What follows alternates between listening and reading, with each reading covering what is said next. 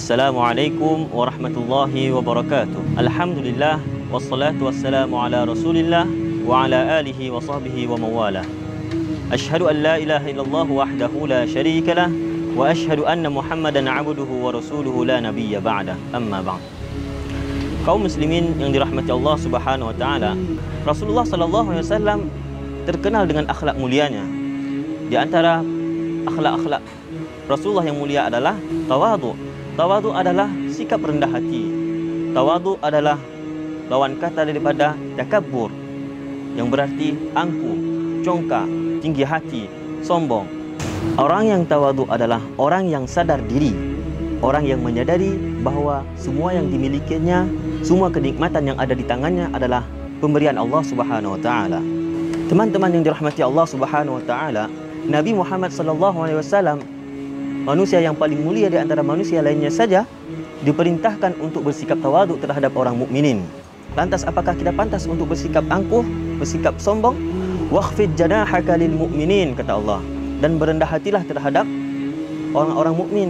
Sebagaimana Rasul mengatakan, man tawadhu'a lillah rafa'ahu Allah. Barang siapa yang bertawaduk karena Allah, maka Allah akan angkat derajatnya. Wa man takabbara wada'ahu Allah. Dan barang siapa yang bersikap angkuh, sombong, maka Allah akan menyia-nyiakannya. Sikap tawadhu ini, sikap rendah hati ini merupakan ciri-ciri orang yang beriman. Allah Subhanahu wa taala mengatakan, wa ibadur rahman alladzina yamshuna 'alal ardi hauna wa idza khatabahumul jahiluna qalu salama. Orang yang beriman itu, mereka ketika berjalan bersikap rendah hati. Wa idza khatabahumul jahilun qalu salama.